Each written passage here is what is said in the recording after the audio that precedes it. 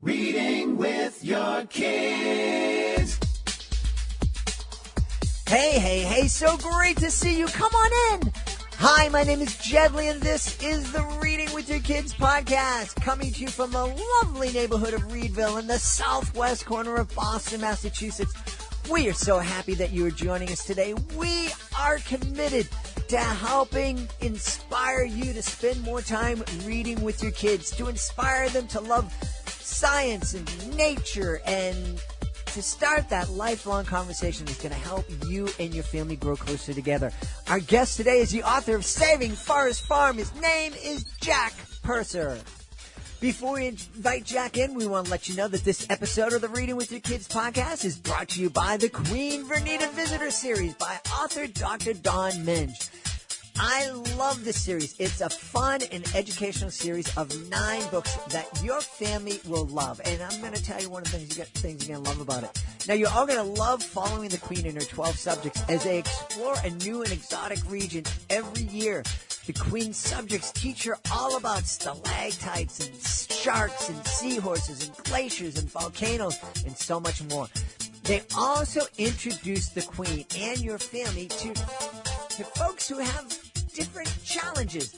Challenges like Down syndrome, Rett syndrome, cerebral palsy, deafness, visual impairment, and autism. Dr. Dawn Minge is a special education teacher, and she understands that it's important for everybody to understand that the kids with challenges are kids, and they can be really wonderful friends. So this is just a wonderful series that can open up our kids' eyes to the humanity in every person we meet. Pam Schneider has provided bright, colorful, and whimsical illustrations that complement the text perfectly. The Queen Vernita Visitor Series will make a great addition to any classroom or child's bookshelf. Check it out today, the Queen Vernita Visitor Series by author Dr. Don Minge. This episode of the podcast is also brought to you by our friends at Familius Publishing. Familius is a global trade publishing company that publishes books and other content to help families be happy. Imagine that's your mission. Imagine that's your company's mission, to help families be happy. And Familius does it so well. Their books are so wonderfully illustrated. They have such wisdom, and they're really, really creative. They do some really cutting-edge stuff.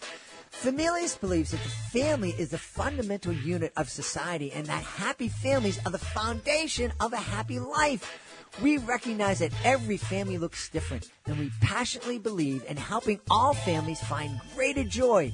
To that end, we publish books for children and adults that invite families to live the Familius 9 habits of happy family life. Love together, play together, learn together, work together, talk together, heal together, read together, eat together, and laugh together. I love saying that.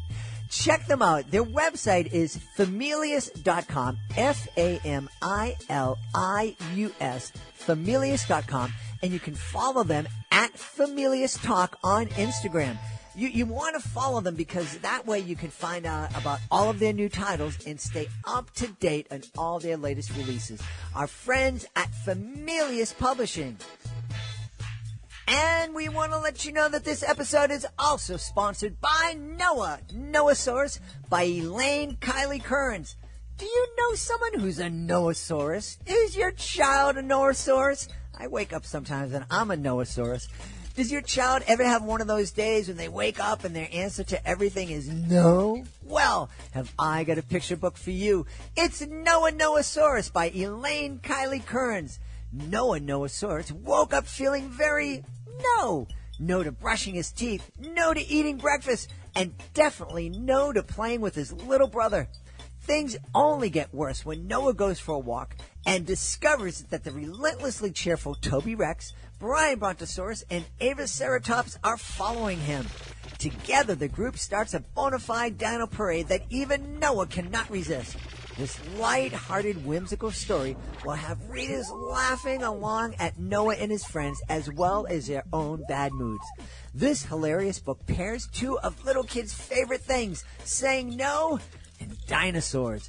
Adults can also relate to waking up on the wrong side of the bed and feeling very no all day. Noah Noasaurus is available on Amazon and by going to Elaine's website, ElaineKylieKearns.com. Joining us right now from Starkville in the wonderful state of Mississippi, he is the author of a beautiful new picture book called Saving Forest Farm. Please welcome to the show, Jack Purser. Jack, how are you? I'm doing great. I'm glad to be here. I'm very, very happy for you to be here. I'm excited for you to tell us all about Saving Forest Farm. Tell us about the story, please. Yes, it's a story about going through a journey together, going through obstacles and persevering at the end, making sure that, they're going through a drought and they're looking for rain to bring them hope and happiness. Mm-hmm. And so we're talking about a cast of characters who are farm animals, correct? That's correct. Yeah. So what animals are we going to be meeting in the story? Well, you're going to meet a variety of animals. There's feral fox, Gunther goat, pasture pig, Raffy rat, Trevor turtle, Glenda goose, Surrey squirrel, Bastion bear, Marley mockingbird, and there are some fighter flies. Those are cool. I love alliteration. It's a lot of fun. Kids love it too. This is a wonderful story. The illustrations are really cool. What inspired you to write Saving Forest Farm? Well, it all started back a good while ago, almost, it's been 15 years. Mm-hmm. I was starting off in college, and I was away from home for the very first time, a good distance. That I'd never been that far away. It was like 3.5 hours from home, and I grew up in a very small town. The school I went to in the town had more people in it than the actual town, so like 300 people. So I've always been around a close knit of people and a small environment, and that's what and I had this task. Now I'm in college and I'm trying to navigate my way through, and I'm going out to accomplish my dream, go for the dream I want to go for, and that's getting a college degree. I have a love for film and television and radio, so that's what I studied, communication at the Mississippi University for Women. And my first project for one of my writing for the media classes, an intro to media technology, was to come up with a radio program, and it had to be done on the radio. It was based off the format of a radio serial they did way back in the 30s and 40s, and some in a little bit in the 50s before television really took shape. And sitting down thinking about it, and I was I got an opportunity to really reflect my current situation. And I was like, what can I do? And I really love, animations, grew up watching a lot of Disney, a lot of their stories, and I like animals. I grew up in a small town, like I said before. We had dogs and cats, and I had friends that had other animals. As I got older, my brother, he had a lot of farm animals like pigs and goats, and geese and things of that nature. So I really like those animals, and I was thinking about if I'm coming up with a story, I want to kind of talk about or give an example of what I'm going through in my life. So I'm going to college. I'm in a different place.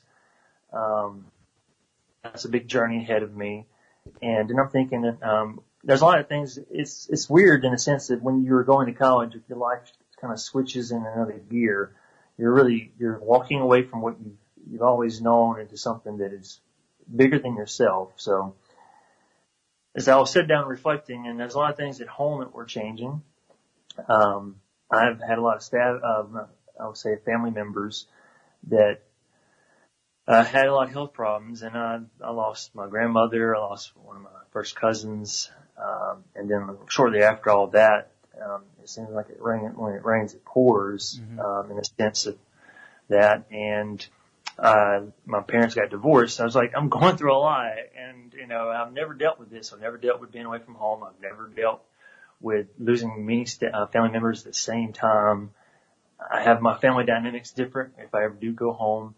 So I use that as a reference. It's like, okay, I've never felt these things before, and I've kind of felt more or less that I'm in an emotional drought. And that's why I set the stories of they're on a farm, they're in a small community together, and they're witnessing a drought. And and they're looking for many different ways to get through the situation, and they're really desperate, and they're willing to look at different things that they've never even looked at before. And that's why I brought in some different characters to represent past situations, with like Pastor Pig. He's being somebody that there's a story, they look up to him. He does have a lot of knowledge, but he's very practical. He's very factual. He only really believes what he sees or knows to be true.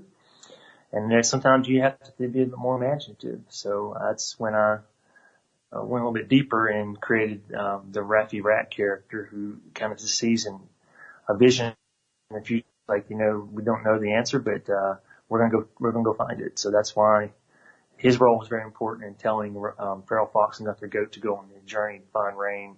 That there is somebody out there who can help and has power and can give them the confidence to go through and find the rain that they need. And there's a lot of other characters that I use to help you support and friendly. So that was really the information of putting it all together in story format. Like I said, it was a radio program, and we did a lot of different things, making sounds for the characters, some of the names have changed over time, but in the end, I guess the moral of the story has always stayed the same. Mm-hmm. In the last 2 years, I taped it so long ago. I taped it on a cassette tape. It was right before we switched over to MP3s, mm-hmm. And so our apartment was kind of in that shift. So we had it on a cassette tape. Kind of shelved it over the years. I mean, I did let my wife listen to it when we started dating a year after I recorded it, and she really loved it and thought it was a really good story. And I just put it on the shelf, and then one day I was going through some old boxes, found it. Good thing I didn't throw it away with some other stuff, and I had to order a tape recorder online because I that tape anymore. So I found that on Amazon, and having to go back and rewind and fast forward tapes because I didn't have a script anymore. It got lost over time, and I transcribed it by listening to it over and over and over again, and the story kept resonating with me. It still felt strong. I felt like this is a story that I wanted to tell, and that express myself at the time of going through the things that I was going through. Mm-hmm. I got to be creative. It's something that I love doing. And even though I don't technically do that right now in my career path, and I just have a longing to go back into it because it is a passion and a love that I've had, and I wrote it down and put it together, and then I started researching publishers and looking at the idea, and came through. Archway was the publisher that was best fit what I wanted to do with it, and I've had these characters in my head for many, many years. How they looked, what clothes they wore, the eye color, the scenes, and just to start seeing the illustrations come together and be more tangible than just being in my head all the time. And to share it with the world has been a great experience so far.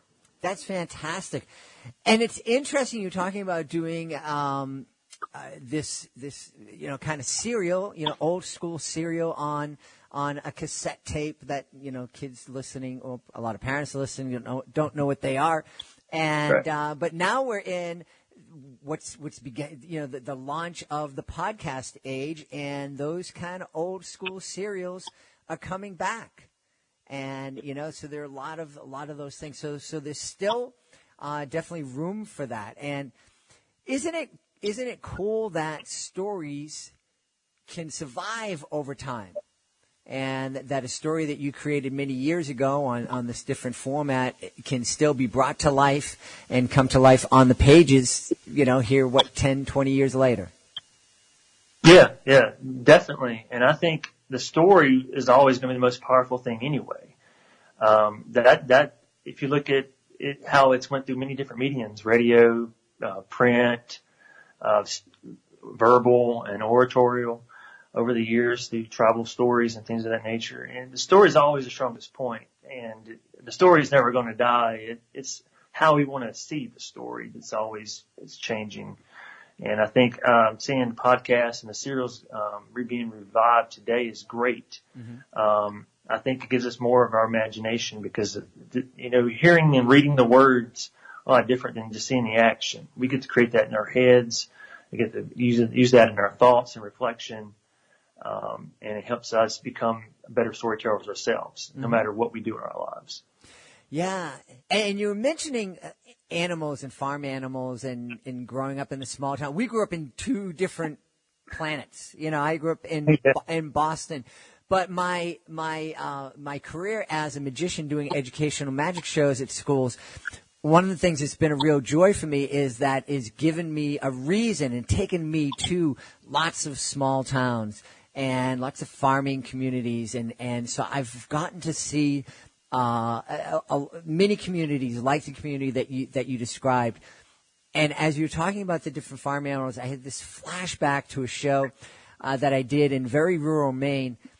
And at the end of the show, it was towards the end of the school day. So as the show is finishing and I'm breaking down and packing up, the kids are leaving and their parents are picking them up. And this one little girl came up to me. She said, "Do you want to meet my sheep?" And I said, "Excuse me?" And there she was. She had this little lamb in her hand that had just been born. And, and it's like, I'm like, this doesn't happen in Boston. This is so cool. And it reminds me that, kids have this great connection with animals. And is that why you chose to tell the story through these animals, the animal characters that you created? Yeah, that had a lot to do with it. I just think of animals as growing up with them, and then, watching, reading stories and watching movies and television series about animals. They present this great innocence to them, like children are. When we interact with them as adults, there's this big innocence to them, and they're very pure and they're friendly and they're supportive because they're there and they show you, you create a bond and you have love with one another. And there's so many animals out there, and when I know people have preferences of which animals they like, but looking at a farm, like I love that there's different diversities, whether you're at a farm or a zoo, diversity of animals and how they can interact with one another or be at the same place at the same time, and they all play a different part. And I think it's very reflective of us as humans, is that we look at them as a support, and that we see the innocence in the world. And I think animals just have a better relation to us because we're more closely related than any, mammal on the planet. Yeah, absolutely. You were mentioning that in your story is a reminder that there's someone out there that can help you. That's important for you to let kids know that, to give them faith. Now that you're a parent, does it take on different meaning? When you created this, you were in college. Now you're a parent. Does that message, is it different somehow to you? It's not a whole lot, but it is a little bit different, in the sense that the story itself is still universal and generally can be applied to any situation. I just have more of appreciation for it now that I have children, because at that time when I wrote it, I was a college student, but mentally in some areas, since I haven't experienced certain things, I was a child, growing up to be a man. Or learning how to be a man. And now I'm looking at it at the standpoint that I don't want to make, I know my children are going to go through trials and tribulations like I have. And I want to make sure that I'm better, prepared, and I'm better of a person to help them get through it. Not say that I didn't have support of family and everything like that. It's just that I hopefully can help them curb some obstacles, or have them feel more supportive from me. And that, when the readers out there read the book and start to see the Pastor Pig character, I always use that as that, yes, we're all out there. We got the best intentions, like parents and friends. We have the best intentions for our friends and family members. But sometimes we are part of the problem, and we don't even realize it. And I just want to make sure that I don't become that type of character with my children or with people that I really care about, that I want to see grow and have the opportunities that they need or want to pursue in their life. And that if they're having a drought in any form in their life, and just continue to help them have the hope and the faith that the rain is going to come, and it's going to come in a big way. Yeah. Yeah, it's important to give our kids faith and hope, and I love that one of the things that your book is about is about reminding kids to kind of have confidence when they're facing those fearful situations. It's okay to be afraid. It makes sense to be afraid, but you don't have to fall apart. You can have courage while you're also dealing with that fear. That's right. I would say most importantly is that it's okay, like you said before, to have those emotions and those feelings, but it's the next step. How do we control how we think and utilize those feelings? I work with college students today. I have been for the last almost 15 years, and I didn't really start to learn or even know about the whole theoretical framework of managing your emotions until you get to college. And I think right now we need to shift more into just talking with our children and exposing them to, it's okay to have these feelings, but don't let them overtake you and don't let them drown you out or cloud what you want to do. Mm-hmm. And sometimes we put too much feeling into what the situation is doing to us that it overtakes us and we can't see what we want to go through. Our vision's gone, or we start listening to what we think other people want us to do or say we should do. And that becomes our inner voice. And then that really isn't the right inner voice. We need to listen to ourselves. We need to process and reflect on those emotions and those feelings that we have at the time and think about what do we really want to get out of life and what do we want to go and take care of and learn from our mistakes. Everything is a teachable moment, not to suppress or ignore those emotions, just know how to deal with those emotions. It's interesting that you're talking about this and in the context of talking about college students. And one of the things that we've talked about very often with a number of different authors here on the show is just how kids today are brought up differently and how a lot of kids are brought up within this bubble. And parents love their kids so much and they want them to be happy to the point where they don't let them experience any kind of failure or hurt. And it just seems, from our conversation today, that at some point the kids are going to feel that hurt. They're going to experience that loss, that mistake, that failure, because we're all human beings and we all have to go through it. It almost sounds like it makes more sense to let the kids go through it when they're younger and build those muscles up when they're younger.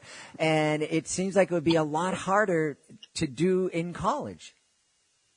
Yeah, and that's something that I've been seeing the last few years, and that we're doing our best as student affairs professionals and everybody that's involved is trying just to navigate them through a process that is setting them up for success. And really, it's all about, like the previous question, is just emotions. It's all about how do we view and use our experiences to help us go forward. If we're not getting those experiences, and I know as a parent, I understand what they're going through, is that those experiences are changing them and making them stronger, and it has them opportunities to succeed. And I know we want to take care of them. I know we want to make sure they don't have any failures or anything like that. But yeah, when you're younger and you get a burn or a cut, not to stick your hand on the stove anymore, and I don't need to play with nails to get cut. Mm-hmm. So we always got to be mindful what is really helpful for my child, or what is helpful for them to be better and feel like they need me in a sense, but they can still do things without me. Yep. Mm-hmm. And I think, it's hard to do because you don't want to see the hurt. You don't want to see the hurt at all. But if you don't do it, then it's actually much harder for them to get through it. Yeah. Yeah. As you're speaking, I was thinking about the fact, that when I was younger, I would do pratfalls. I'd fall out of chairs. I'd fall off a stage. And at this point in my life, if I just fall down into a chair, it's going to be hard for me to get up. I'm not as resilient as I was. And you also kind of mentioned something that I think is very telling in that, we don't want to see the hurt. And I think that's we have to realize that as we're protecting our kids and we're telling ourselves, oh, I don't want them to get hurt. I don't want them to feel failure. I don't want them to feel sad. What we're also saying, and probably what we're really saying, is I don't want to see them get hurt. I don't want to deal with how I'm going to feel when they feel sad. The kids will get over it. It'll be harder for us to get over it, but it's important for us to let the kids learn and go on those adventures and find their own inner strength. That's right. Yeah. That's right. It goes, that old saying is like, this is going to hurt me more than it's going to hurt you. And it's really true. Yeah, yeah. Those some of that old school wisdom we don't hear anymore that we need to hear sometimes. Yeah. So what's the reaction been to folks who've been reading Saving Forest Farm? I've gotten a lot of positive feedback. They love the idea, and I guess the moral of the story of overcoming bad times and obstacles and seeing it through at the end. There's a lot of things that they want to know more about. It piqued their interest on a lot of the characters, in which I don't want them to get disappointed, because there are more books coming specifically about each character, so they will get more background about where these characters started from, who they are, what they care about, and then their perspective on the adventure in a different context that wasn't necessarily portrayed in the story. Excellent. So we have more in the Saving Forest Farm series to look forward to. Yes. I'm still working on. I want to get them all done at one time and release them at different times. So working through each character, and hopefully by next summer or next fall, they'll start to roll out. That's excellent. Well, then we'll absolutely want to know where we can go online to connect with you and get on your mailing list, and so we can be the first to know when the new books are coming out. Yes, you can read. The best way to get on my newsletter list or on my wait list is you can find me at www.jackpurser.com. And there's some information on there about Saving Forest Farm and my bio. You can also follow me on Facebook and Instagram in two different places, at Boone Purser, like Daniel Boone, or at Saving Forest Farm on either medium. And also I'm on Twitter. That's Jack_Purser. Excellent. Well, we've had the pleasure to speak to the author of Saving Forest Farm, great new picture book from Jack Purser. Jack, thanks so much for being on the show. We look forward to you coming back to tell us about those new books. Thank you so much for having me, and I'm looking forward to it.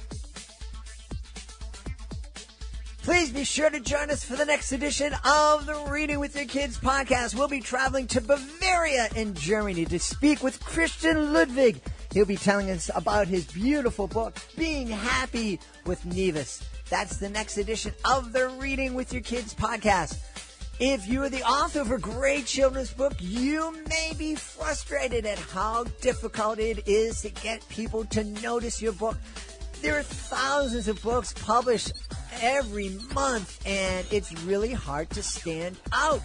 We have something that just may help. It's helped a lot of authors before you. It's called the Reading with Your Kids Certified Great Read Program.